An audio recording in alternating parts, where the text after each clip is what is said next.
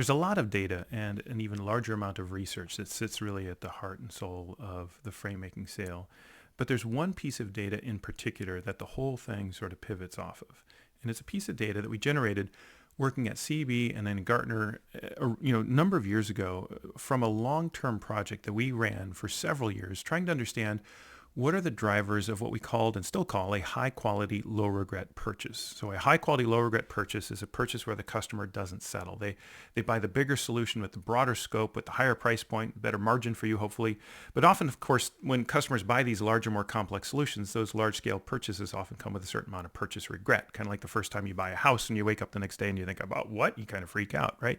So what we're really looking for is sort of the unicorn, which is, what needs to happen for customers to buy this bigger, broader solution, but feel better about it at the same time. So a high quality, low regret purchase. Now, what's especially interesting is over the many, many years of studying this question of what needs to happen on the sales side, on the buying side, on the marketing side in order to increase the likelihood of that outcome happening. We've run just about everything we can think of and we could think of, and the Gartner team still does a lot of this work, I believe. But the trying to understand, selling behaviors, marketing behaviors, buying group configurations, you name it, trying to understand what are all the different attributes or metrics that one might imagine could have a material and statistically significant impact on driving up the likelihood of a high quality, low regret deal. And we ran things, challenger aspects, teach and tailor. Teach in particular, so Commercial Insight had a pretty significant impact on those outcomes, you'd imagine, and it did, thank goodness.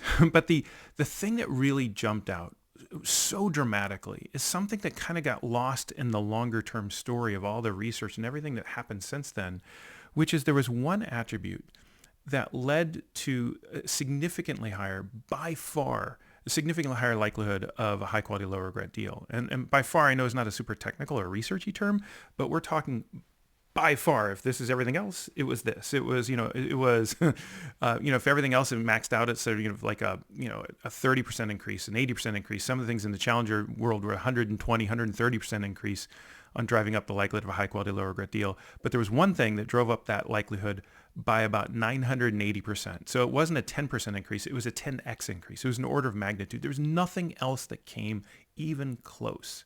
And that was very simply the degree to which customers report a high level of what we came to call decision confidence. So in other words, a high degree of confidence in the decision that they're making on behalf of their company.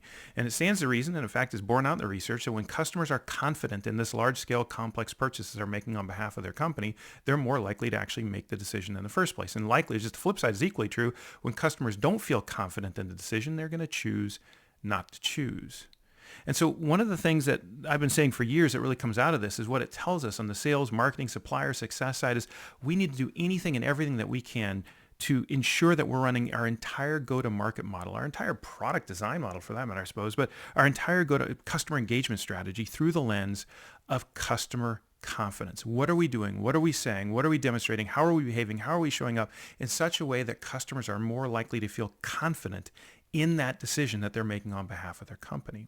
Now, here's where the story gets really, really interesting. It takes a wild left turn, and which is what ultimately led me to write the book. Because what's interesting is that when you say the words that I just said, customers need to be confident in decision, many leaders, and particularly CEOs I find, will say, absolutely, this is why we need to do anything and everything we can to make sure customers are confident in our company.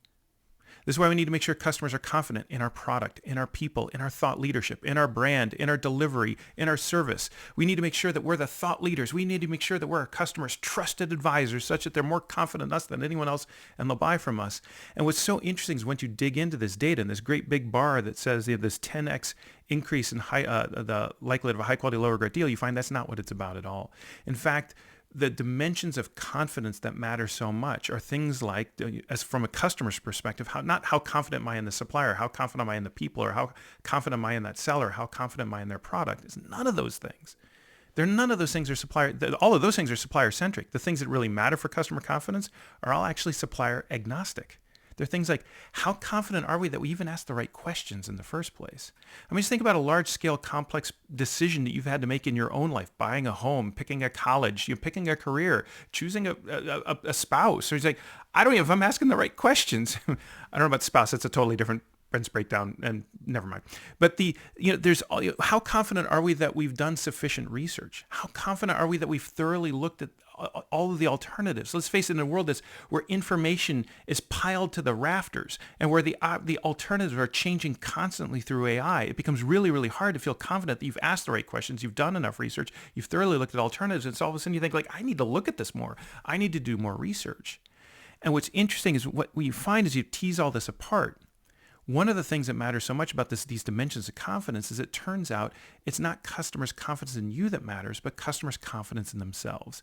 And it's that moment, that realization, that led me to drop everything I'm doing and go out with Carl into the world with this new book and a new perspective, and just help us all understand there's this massive opportunity that we're all walking past right now. Yes, it is important to make sure customers are confident in our company, our product, and our people. But what if by far the bigger opportunity wasn't to help customers feel more confident in us, but to help customers feel more confident in themselves? And that's been gnawing at me for years. Like, what would that look like? How would you need to show up? What would a sales, a marketing, a go-to-market strategy look like that was specifically and purposefully designed to solve not for customer supplier confidence, but to solve for customers' self-confidence? And that's what Framemaking is all about, to help customers feel more confident. I have asked the right questions, or I believe I've asked the right questions. I think we've done enough. I think we're ready to go. I think we can now make this decision. I think we know how to move it through our company. I think we're aligned with our colleagues. I think we're confident that we can achieve that kind of value from that particular product. Let's go. And I think that is the thing that we really need to solve for today, is to ask ourselves, what do we need to do to help customers feel more confident, not so much in us, but in themselves? And step one there is to understand what's undermining that confidence altogether. And that's really what the book is all about, is what's getting in the way of that confidence now, that self-confidence, and what can we do as outsiders to do something about it. And that's Framemaking.